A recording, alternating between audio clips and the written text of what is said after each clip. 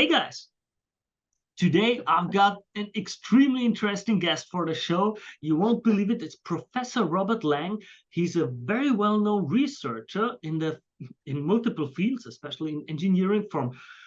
I personally stumbled upon him during one of my more personal, how should I say, adventures into curiosity of laser research and mechanics, especially about folding stuff. It was a discussion about solar panels in space and so on. And I couldn't believe upon what a gold mine of interesting takes I stumbled. Robert Lang has created something really interesting to me and many other people, as he's combined mathematics, mechanics, engineering, and the traditional art of origami. It's a really interesting thing. Professor Lang, it's a pleasure and an honor that you took the time being here on this show. Thank you very much. If you're so kind, would you give the audience a little intro about who you are and what your research is about? Sure. You've covered some of who I am. I've been an avid practitioner of origami since childhood.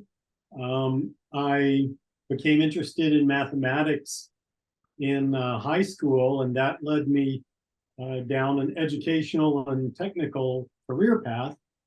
But all along, I'd always done origami. And about 20 years ago, I decided to switch my primary focus from lasers and optoelectronics, which had been my career for many years, to full-time origami. And that's what I've been doing pretty much for the last 20 and a bit years.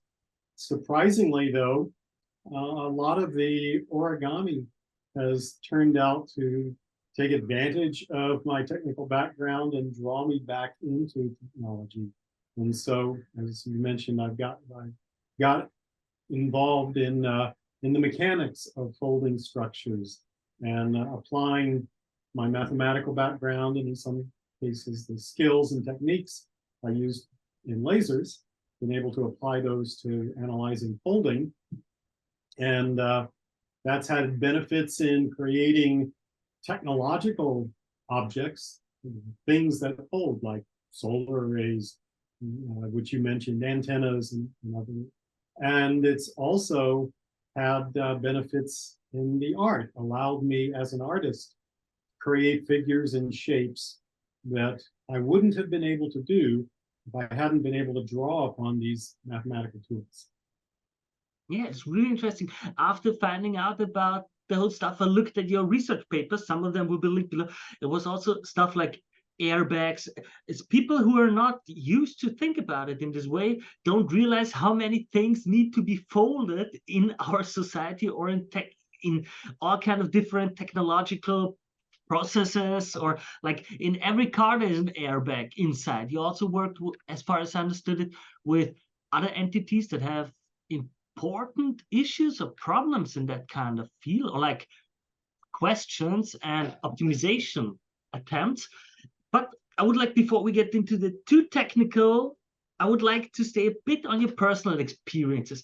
How did your journey with origami start, if I may ask? You said you already started it very young. What was it like? Yeah, I started at the age of 6, and I found a book that had some folding instructions for several of the traditional Japanese designs: flapping bird, talking crow, one or two others. And at that time, when you're a little kid, always looking for things to do and challenges, figuring out how to fold it by following the directions was a little bit of a challenging puzzle. But one of the things that was also really attractive about it was that I didn't need any special materials to make any origami shape. All I needed was a sheet of paper, and paper was all around, basically free. So I learned to fold those things, and I'd fold them over and over. And I also started experimenting a little bit.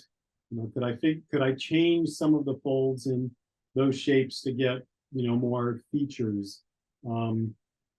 And my parents saw that I actually had an interest in this.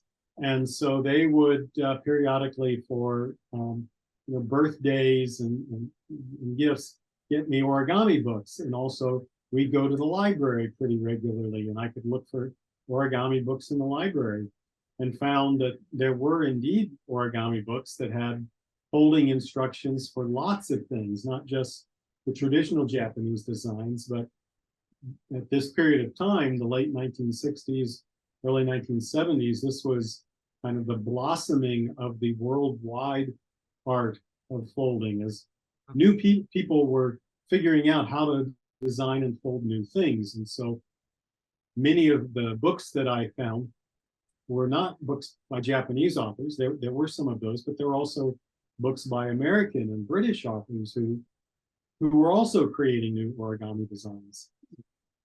And that, having access to that just sort of fired my enthusiasm. There were all these different shapes. And I wanted to be able to fold everything that existed in any book. But I also wanted to fold things that weren't in any book. I mean, I wanted to fold something that I couldn't find instructions for. And so that then triggered or induced me to spend time trying to come up with my own designs.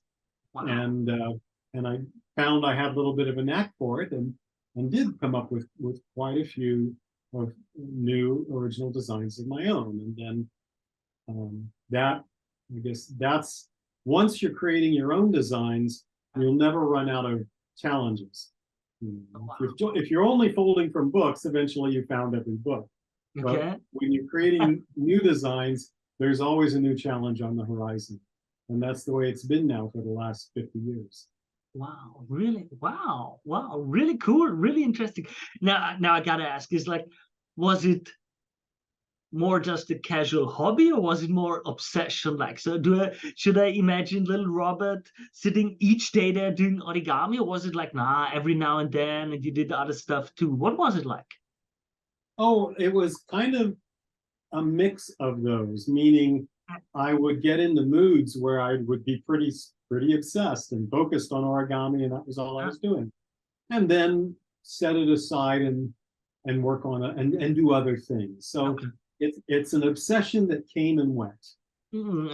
Tidal waves coming in and out. That's interesting. I will say though that a big change happened when I went off to college.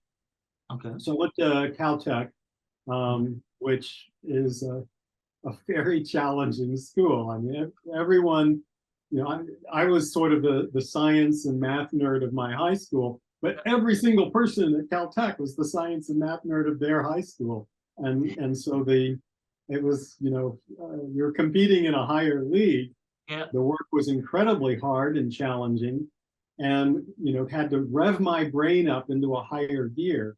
And I found that, I think as a byproduct of that, it revved up the origami part of my brain too. Okay. And so a lot of, I think my real deep passion for origami developed during those college years.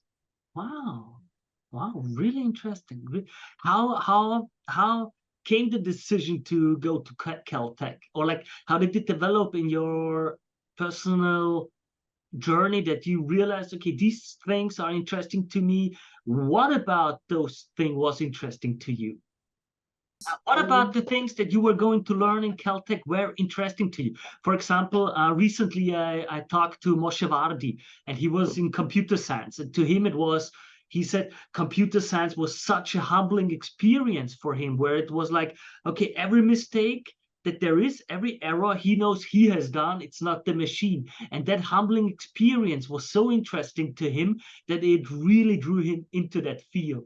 So, and that's kind of like the question of what about the mathematics field that you went into drew you in? Yeah, okay. So the thing that got me hooked on math in high school was not my high school mathematics courses, okay. Which were okay, not terribly interesting, but recreational mathematics, the books of Martin Gardner, whose books and magazine columns inspired a generation of mathematicians and computer scientists. Wow. And I was one of those. And I loved math, the kind of math I learned, was introduced to in his columns, and learned math like number theory, and took some summer courses in more advanced math. And that really fired my interest in math. And so I thought, okay, I'll go to this great school at Caltech and study math. And the interesting thing then was, once I got there and started taking a freshman calculus class that almost all freshmen take together, I thought, this isn't as fun as, as the math I remember for high school. It's all like proving epsilon, delta, open versus closed ball sets. And it wasn't it wasn't fun the way the old stuff was. But one of the things that's really nice about Caltech is they say you don't choose a major before you come in, and you pick your major at the beginning of your sophomore year. You spend your freshman year taking core courses, but also taking a variety of other courses to learn about different fields. And one of the courses I took was a course on digital electronics, where we learned how to go from transistors to gates to flip-flops to logic, and to microprocessors. And I loved that I could see for the first time in my life, I could understand the entire connection between how electrons move around in a device, all the way up to the basic programming language I had been doing in high school. And so I declared my major as electrical engineering, because I wanted to build things like that. And I loved, and I did indeed enjoy building things. And I think that was part of why I loved origami. I loved building these folded things. During subsequent years, I took courses related to electrical engineering, including a laser course that was especially fun. So I thought, well, I'll do electrical engineering, but I'm going to sort of shift my focus more to lasers and optoelectronics, which are adjacent to electronics. And so that's how I got into lasers. And when I ended up doing my PhD, I changed my major to applied physics so I could focus primarily on lasers and optoelectronics. And so that's what took me into that field. Took me then into my first professional job at Jet Propulsion Lab, doing research on lasers and optoelectronics, and then to a Silicon Valley company that I was with for almost 10 years, doing lasers and optoelectronics, but with the goal of manufacturing, and not just learning about them for research papers, but manufacturing and selling what we thought the best lasers in the world. Wow, that's interesting to hear. I understand so well that what you're talking about, because I had the same kind of experience with the digital stuff when I started with it the first time, that we soldered together a little flop and the gates and the diodes, and then and suddenly it made click, and for the first time this digital display showed a 1 or 2 or 3 or 4, and suddenly it was, oh, now I understand why a byte and what a bit is, and why it shows on the display what it is supposed to show. It's like, I've got a bit of a mechatronics background, and to me it was like, wow, it was always a black box of, we type something into stuff or press buttons and this thing does something. And nobody could really explain to me, like in high school or before that, like, how is that? All the explanations were so shallow that it didn't really explain it. So I understand that the kind of feeling where you finally look behind the curtain and it's really so interesting that you get pulled in completely. It's really, really interesting. And then you went into applied physics and focused on optics and laser. Very interesting. How long was that? How long did you stay in the field of laser technology then?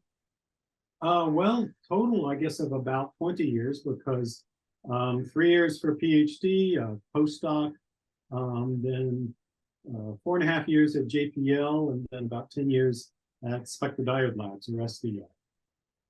And that took me up to 2001.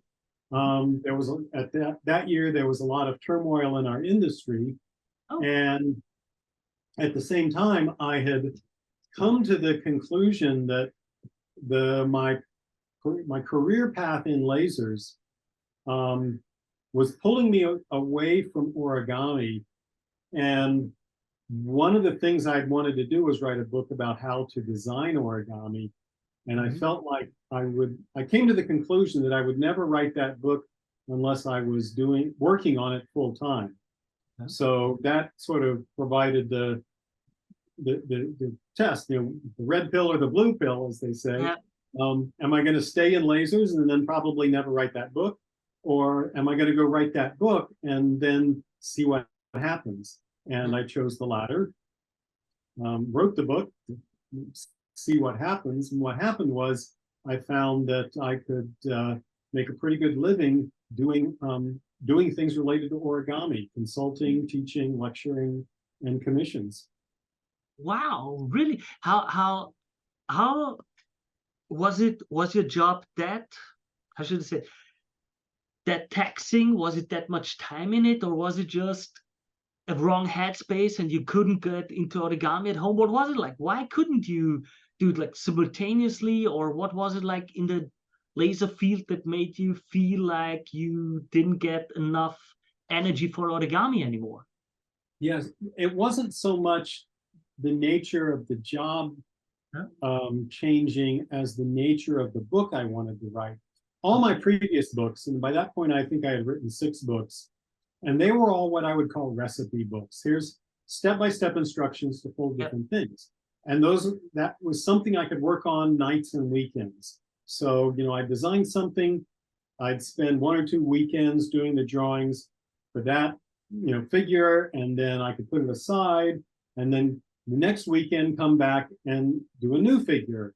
And so I could do it a little bit at a time, out of order, didn't really matter. And that worked for all those other books. But for this book about how to design, it was like the difference between writing short stories versus writing a novel. And this was a novel. I had to hold in my head the entire story of, what do you need first? What do you need second? I had to know what the whole story was, even when I was writing chapter 1 and writing chapter 2. And that was the thing that I realized that wasn't going to happen when I was just having little bits of time here and there to work on it. That was why I needed the full time, to be able to sit down and for an entire day or for an entire week, not think of anything else other than the part of the book that I was writing then. Now, admittedly, there were also aspects to the job. There's a lot of turmoil in the industry. By that time, I was in management, and so I had kind of gotten away from the technical joy of research that I had started out, solving problems and doing mathematical analyses. I was managing people and groups and budgets and that kind of thing. So that was certainly less fun, but the real impetus was that book. That was the thing that made me make the change. Wow, really? What was the feedback like from the people that knew you back then, where I said, okay, I'm gonna quit my job, I'm gonna go all in on this origami book? I'm curious, were they like patting your shoulder saying, hey man, have fun, do it, or were they like, oh man, you're crazy? Well, I didn't really say why I was leaving. I just said, I'm going to go off and do other things. And because it was a period of turmoil in the industry and people were being laid off, and I had to lay off people in my own group, when I'd tell people I'm going to go off and do other things, they'd say, yeah, I can understand. and that was that. We didn't really get into it very much. Okay. No, you didn't tell family or anything about it? Oh yeah, but again, I didn't go into details. I just said, wow, I'm leaving that. I'm gonna work on other things, and left it kind of vague. How long did it take for you to write that novel, so to speak, that one specific book that's changed it all? it was probably about 2 years, I think, till I had the manuscript basically done. And one of the things I did when I left the laser feed, when I left my job, I still did consulting in lasers for about 2 years. And at the end of those 2 years, but I also tried to, the consulting was only like a day a week at most. And I also tried to follow up on leads in the origami world that I just never been able to follow up on before because I had a full-time job already. And by the end of those 2 years, the book was done. I had lots of projects in the origami world from following up on leads, and I realized I didn't need the laser consulting anymore. And in fact, the laser consulting was kind of a distraction from what now looked like a full-time origami activity. So then at that point, I stopped lasers completely and just focused entirely on origami and have been doing that pretty much ever since. Wow, and it sounds like such a happy end story, so to speak, going all in, trying your luck with your passion, with your hobby, and it all working out for you. Well, wow, great for you. Really, really, I like that story. It's great. And now tell me a bit about, you had the time, you had the mindset, you focused on origami for a while, you stepped away from the research world, as far as I understand it. But then you stepped back into it too.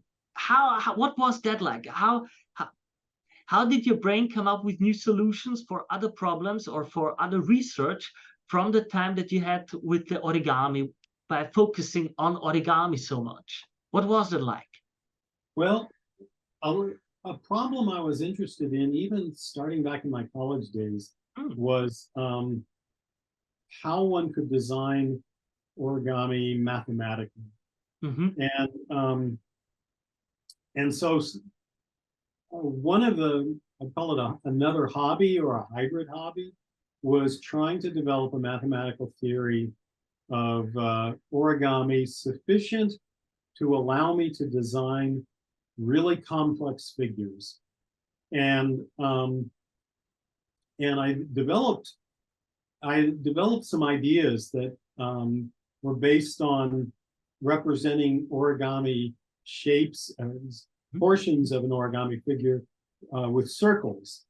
And the basic idea is kind of like this. If you think about an umbrella, when it's all folded up, you have a long skinny flap, you know, and that flap could be in an origami figure, an arm or a leg or an antenna or something like that.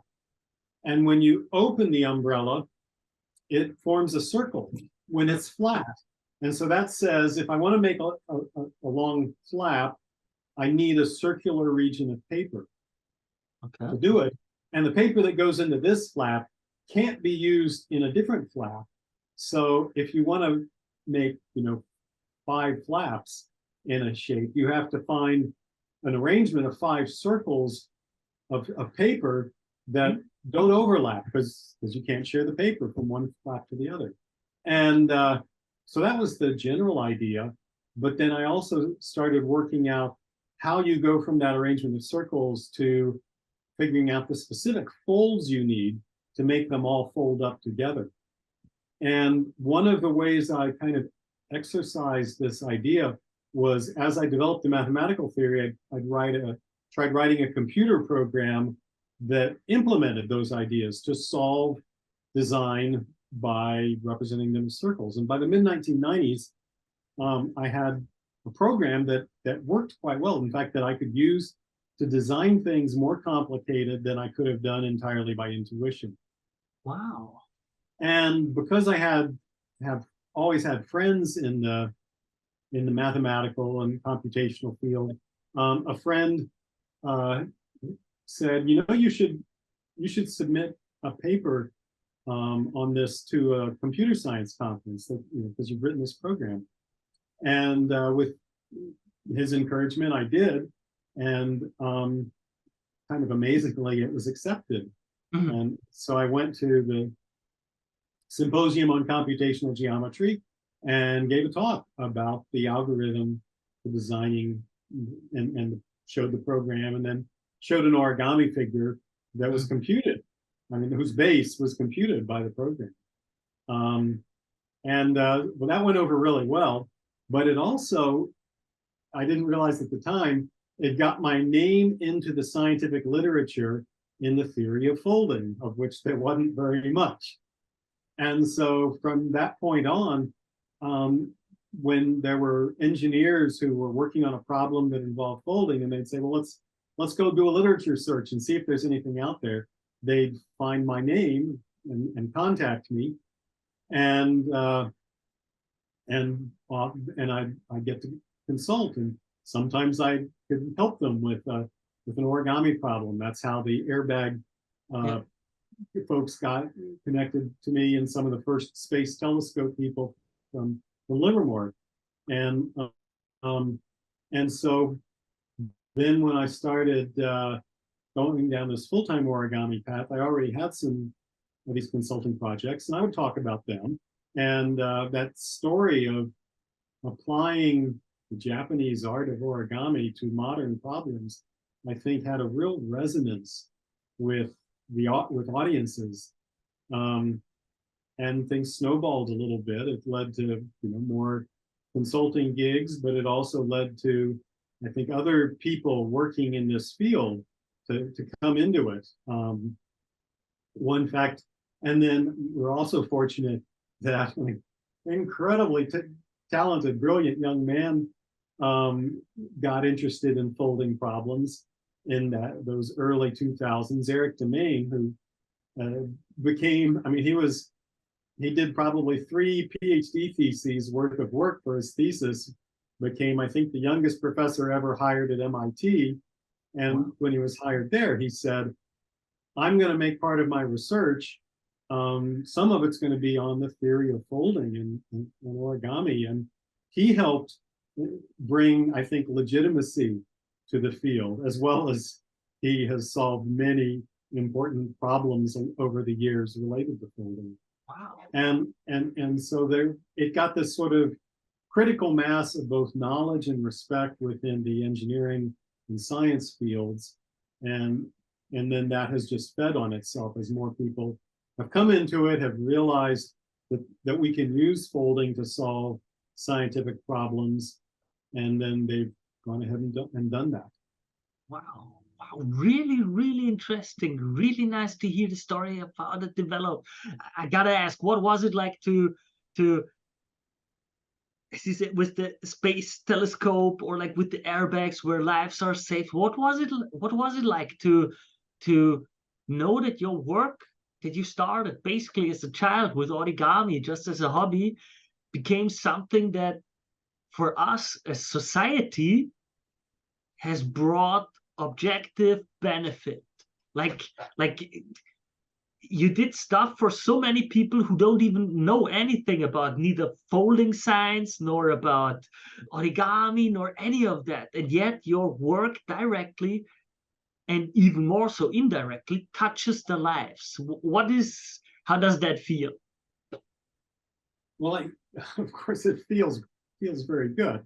I think more of the effect is probably indirect than direct. There's a few of the projects that I worked on directly that I hope to, that I see benefits, but I'd say I think the ripples have expanded much more indirectly. That when I was consulting with BYU, for example, which I did for many years, and we educated students, and now these students have gone out and are making their mark. In fact, just in the last couple of days, I had one former student of Professor Howells at BYU, who I was involved with when he was consulting there, and he's now making folding things in space with a company whose primary goal is deployable structures in space. And so seeing that second order effects out there is, I think, even more satisfying than the much smaller number of original impacts. Although I will say there's one original impact that I do have high hopes for, which is Yeah. NASA's Starshade project, Please which tell us a bit more about that. yeah, so NASA's Starshade project, it's one I consulted on it several, maybe 5 years ago, but developing the mathematical model for the folding pattern. Mm-hmm. And then the team at JPL took that model and expanded it, refined it, and even more importantly, figured out how to engineer it and build it. I think the plan is sometime in the 2020s for the mission to launch. What it is it's a component of a telescope where the camera and a device called an occulter fly some kilometers apart, and they look for it's designed to look for planets around other stars. And so if you do have a planet orbiting another star, the way they're detected now is when the planet goes in front of the star dims very slightly. But we'd like to image the planet directly. But it's very close to the star, and the star is very, very, very bright, and the planets are not. So to image the planet, you have to block out the light from the star, like putting your thumb over, over the sun to see something right around it. And so this device called the occulter is a key element of it. It's about 30 meters across, and it looks like a giant sunflower. And the petals are precisely mathematically defined to suppress in such a way that they suppress the scattered light, the diffracted light that would otherwise kind of leak around. If you just used a disk to block it, light would still be scattered around the edges of the disk. But if you use this kind of semi-magical sunflower shape, it suppresses that scattered light. But it's 30 meters across, and so it still has to fold down. And they're using this fold pattern that I wrote up the mathematics for and wrote computer code for. That in fact goes back to, some of that code goes back to the very first consulting project I did for Livermore. And so I'd really like to see that actually fit. Kind of cool. It's really, really cool. I mean, like the whole science fiction space age, and your research is being used for it. I think that's really cool. It's really, really, really, wow. Interesting take with the form that the disc wouldn't work as well. May I ask, just out of curiosity, ever took inspiration from, like, because it just crossed my mind now that you spoke about it, like how plants open and close, or not at all for you, for your stuff? Well, I certainly recognize origami folding patterns in certain plants. Particularly, there are certain leaves that use a type, what's called a multiple reverse fold.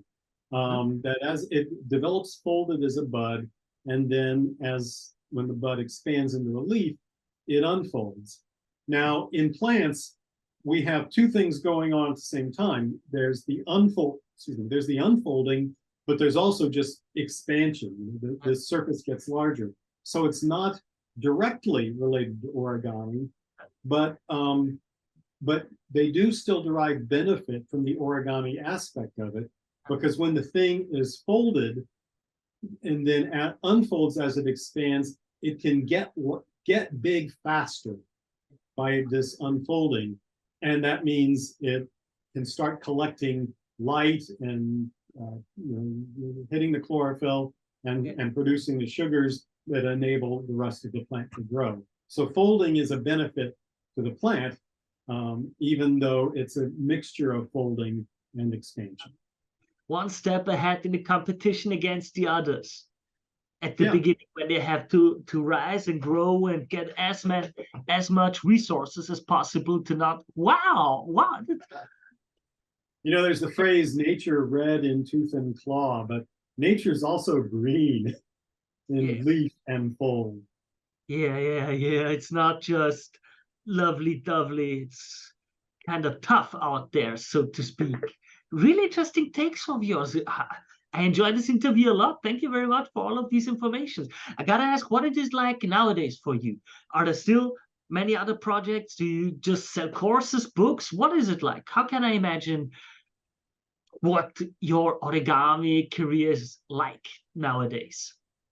Well, it's things started Oh, changing a lot when COVID happened, okay. because a lot of all of the traveling that I'd been doing stopped for a few years. Yeah. And also some of the longer term research contracts reached their end of their natural life during that time. And so there's been kind of some turnover. Okay. So I have a few research projects that are now starting up, more consulting. In fact, I'll be going back to BYU in a few weeks to kind of meet a new crop of students and hopefully provide some guidance there. I've got mathematical problems that I'm working on that relate to the mathematics of design. Some collaboration with Eric Demain and with another pioneer of mathematical folding, Tomohiro Tachi, a professor at the University of Tokyo in Japan. So we've got a couple projects that are brewing, some art projects that are coming along. I can collaborate with a couple of artists on turning origami into sculptures for the art market, for people who are art collectors, and still follow up on the occasional commission here and there. And just before you called, I saw an email come in from a company that seems to be looking for a commission for something related to advertising. We'll see if that works out. But that was my bread and butter for a big part of my bread and butter for the first few years that I was full-time origami. And while it's nice to have those jobs still come along every once in a while. It's kind of cool. It's really cool to hear. I'm very. I know also that your time is very valuable. I took a bit longer than I had originally asked for, but it's really interesting to talk to you. Do you have a few more minutes for me to push just one or two more questions? Sure, go ahead. All right, all right. I'm a bit curious, if I may ask. Of course, I know there are like NDAs and stuff, and you can't talk about everything, but can you tell us a bit about the research or consulting that you might be doing or are doing right now?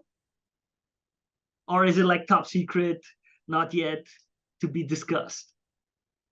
Yeah, the Of course, no names or one anything. active consulting contract I have going right now is under NDA, and they're very serious about it.